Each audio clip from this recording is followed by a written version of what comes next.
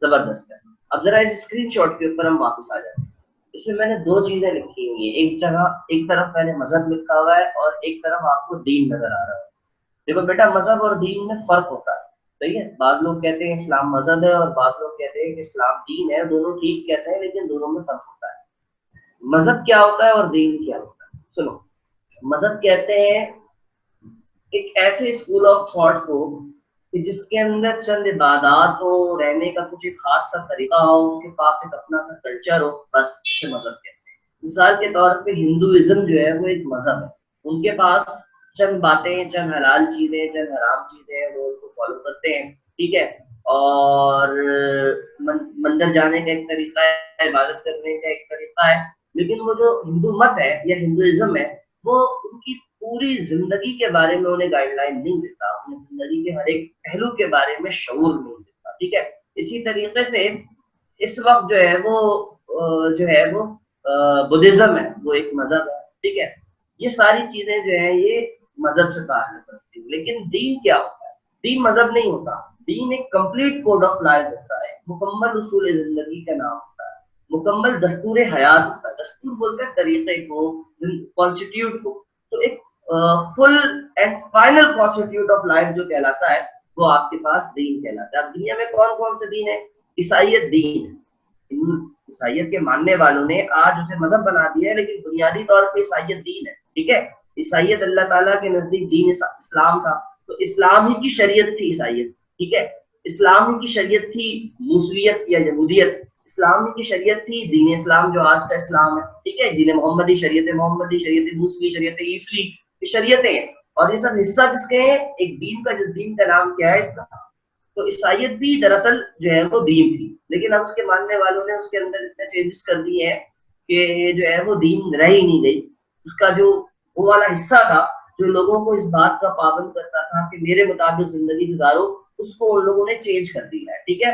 اور وہ بالکل سائلنٹلی ایک معصوم سا مذہب ہے جس سے لوگوں کو یہ بتاتا ہے کہ یہ عبادت ہے, یہ چاہو تو کر لو, یہ چاہو تو نہ کرو, ٹھیک ہے. اسی طریقے سے یہودیت ہے. اسی طریقے سے کچھ اور دین بھی ہیں دنیا کے جو بظاہر اپنے آپ کو دین اور مذہب نہیں کہتے, لیکن بائی ایکچوئل وہ جو ہے وہ ایکٹ کر رہے ہیں لائک اے دین, دین کی طرح ایکٹ کر رہے ہیں. جیسے کہ کمیونزم ہے, سوشلزم ہے, مارکزم ہے, ٹھیک ہے. یہ مختلف طریقے ہیں جو دنیا کو گورن کرتے ہیں, دنیا کو چلاتے ہیں. کیپٹلزم ہے, ٹھیک ہے, جو دنیا کو چلاتے ہیں. سرمایہ دارانہ نظام ہے جو دنیا کو چلاتا ہے. کیا ہے یہ؟ لوگوں کے اوپر گورن کرنے کے, لوگوں کے اوپر حکومت کرنے کے کئی طریقے ہیں. امریکہ کے اندر کیپٹلزم ہے, سرمایہ داری ہے, معیشت ہے. معیشت کو جو ہے وہ خدا بنایا ہوا ہے, انڈسٹریز کو خدا بنایا گیا ہے. سب سے زیادہ اہمیت سائنس کی ہے وہاں پہ, ٹھیک ہے, دہریت, ٹھیک ہے. اسی طریقے سے روس کے اندر سوشلزم کو بہت زیادہ اہمیت حاصل ہے. وہ یہ سمجھتے ہیں کہ انسان تمام کے تمام جو ہے وہ ہر حیثیت سے برابر ہونی چاہیے. ہر انسانوں میں برابری کا قائل اسلام ہے, مگر انہیں ہر حیثیت سے برابر نہیں کرتا. ماں کا درجہ جو ہے وہ ماں کی بنا پہ بڑا ہوتا ہے, باپ کا درجہ جو ہے وہ باپ کی بنا پہ فضیلت والا ہوتا ہے, نیک وکار جو ہوتے ہیں وہ بدوکار سے بہتر ہوتے ہیں. تو اسلام میں جو ہے وہ بہرحال اس میں ایک حساب کتاب ہے, ٹھیک ہے نا. تو دین جو ہے اسلام ایک دین ہے. اچھا, یہ سمجھ آ گیا آپ کو کہ دین کیا ہوتا ہے اور مذہب کیا ہوتا ہے؟ دین کمپلیٹ کوڈ آف لائف ہوتا ہے جو مکمل زندگی گزارنے کے طریقے سے تعلق رکھتا ہے. جیسے کہ ایک بات سمجھے, اسلام میں نماز بھی ہے, روزہ بھی ہے, عبادات ہو گئے, ٹھیک ہے. اسلام میں جہاد بھی ہے, اسلام میں تبلیغ بھی ہے, اسلام میں جو ہے وہ اسٹیٹ کو چلانے کے تمام چیزیں بھی ہیں, پردہ بھی ہے اسلام کے اندر. اسلام کے اندر زکوٰۃ بھی ہے جو معاشی اصول ہے. اسلام کے اندر سود حرام بھی ہے, حلال اور حرام کے پیمانے بھی ہیں. کاروبار کیسے کیا جائے, کیسے نہ کیا جائے, اٹھا کیسے جائے, بیٹھا کیسے جائے, ٹھیک ہے, کون سا طریقہ زندگی اختیار کیا جائے, کون سا نہیں کیا جائے. تو یہ وہ ساری چیزیں ہیں جو دین اسلام کے اندر موجود ہیں. اچھا, مذہب یہ نہیں, مطلب یہ بس اس طرح سے عبادت کر لو, بس اس طرح سے رہ لو, یہ مذہب ہے. تو دین اور مذہب دو سیپریٹ چیزیں ہیں, اور اسلام اپنی انٹیٹی کے اندر, اپنی ذات کے اندر جو ہے وہ دین ہے. اب ایک بات اور یاد ہے, آپ نے عبادت کا نام سنا ہے؟ کبھی سوچا کہ عبادت کیا ہے؟ واٹ از عبادت؟ نہیں سوچا ہوگا. چلے آج اس لفظ کے اوپر غور کرتے ہیں کہ عبادت کہا کسے جاتا ہے, عبادت کے معنی کیا ہے, عبادت کہتے کسے. देखो बेटा, लफ्ज इबादत जो है ना, इसको उर्दू में कहते हैं बंदगी, इसको उर्दू में कहते हैं गुलामी। अबद जो है ना, आइन बे दाल अबद बोलते हैं गुलाम, सही है। यही वजह है कि अब्दुल्लाह अल्लाह का गुलाम, ठीक है। ये आमतौर पे मर्दों के लिए लफ्ज इस्तेमाल होता है, और लड़कियों के लिए इसके मुकाबले में अमतुल्लाह इस्तेमाल होता है, अल्लाह की बंदी, अल्लाह की गुलामियां, ठीक है।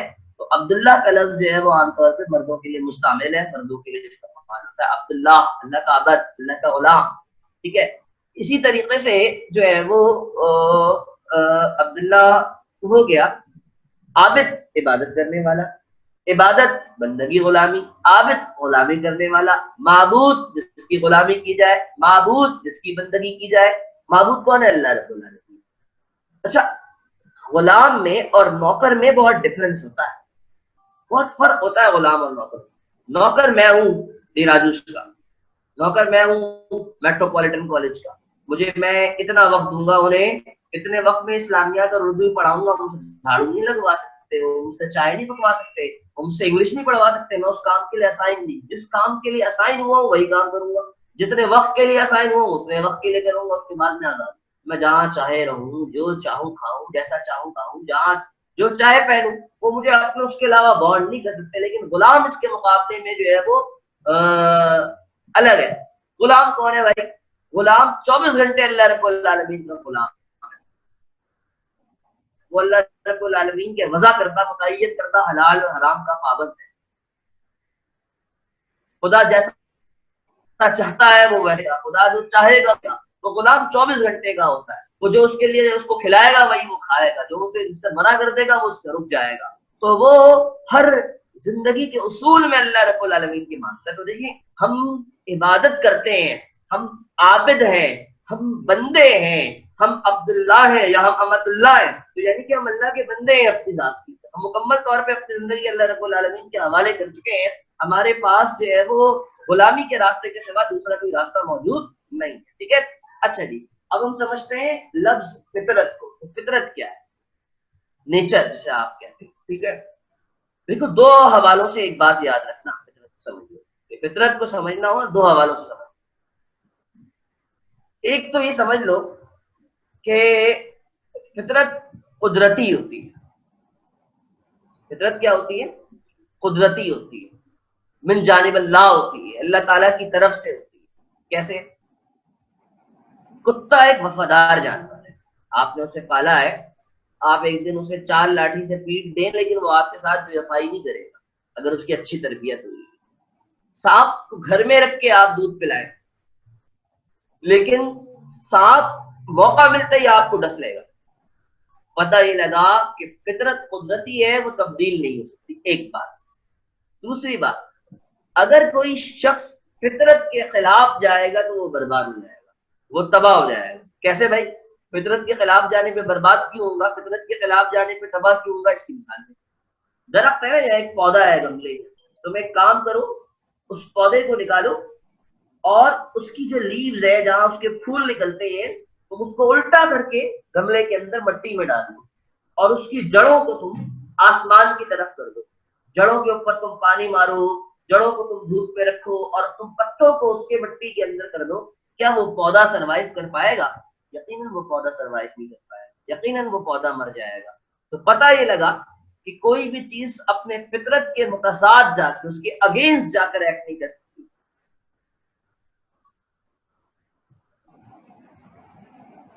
अच्छा जी, सही है, सही है, इंशाल्लाह इंशाल्लाह बेटा, इंशाल्लाह, ठीक है। तो कोई भी चीज अपनी फितरत के खिलाफ नहीं जा सकती और फितरत को बदला भी नहीं जा सकता, तब्दील भी नहीं किया जा सकता। अब सुनो, दीन इस्लाम को अल्लाह रब्बुल आलमीन दीन फितरत करार देता, सही है। दीन फितरत करार देने का मतलब क्या है, अब ये समझो। इसका मतलब ये है कि इंसान के जितने भी फितरी तकाजे थे ना, जो उसके लिए जरूरी थे, उन तमाम फितरी तकाजों के बारे में अल्लाह रब्बुल आलमीन ने गाइड किया। आप नाखून काटते हैं, ये आपका फितरी तकाजा है, ठीक है। आप मूंछ बढ़ जाती है तो उसके बाल सेट कर लेते हैं, ये आपका फितरी तकाजा है। आप जो है वो किस तरीके से निकाह करेंगे, जायज तरीके से, वो इंसानियत के लिए क्या जरूरी है, उसका क्या फितरी तकाजा है, बता दिया। आजाद शहवत नहीं होनी चाहिए कि आदमी जहां चाहे मुंह मारता फिरे, नहीं। اس کا طریقہ بتا دیا کیونکہ وہ اس کا فطری تقاضا ہے. ٹھیک ہے. اسی طریقے سے جو ہے وہ یہ بتا دیا کہ بھائی چوری نہیں کرنا. کیوں؟ کیونکہ انسانیت سفر کرے گی, فطری تقاضا ہے. ڈاکہ نہیں ڈالنا. کیوں؟ انسانیت کے لیے ضروری ہے, فطری تقاضا ہے. اچھا بتا دیا شراب نہیں پینا. کیوں؟ انسانیت کے لیے نقصان دہ, فطری تقاضا ہے. تو جتنے بھی فطری تقاضے موجود ہیں ان فطری تقاضوں کو گائیڈ کرتا ہے دین اسلام. اسی لیے اس کو دین فطرت کہا جاتا ہے. فطرت کے ہر اصول کو اپنے اندر یہ رکھتا ہے. ٹھیک ہے. اسی لیے اس کا نام جو ہے وہ دین اسلام ہے. اس کو دین اسلام جو ہے وہ کہا جاتا ہے. یہاں تک بات سمجھ آتی ہے بیٹا؟ ٹھیک ہے. اب ذرا آگے چلتے ہیں. صحیح ہے. یہاں تک سمجھ آتا ہے کہ اسلام کیا ہے؟ پہلے بتاؤ کمنٹ سیکشن کے اندر. دین ہے, مذہب ہے, فطرت سمجھ آتی ہے, تمام چیزیں سمجھ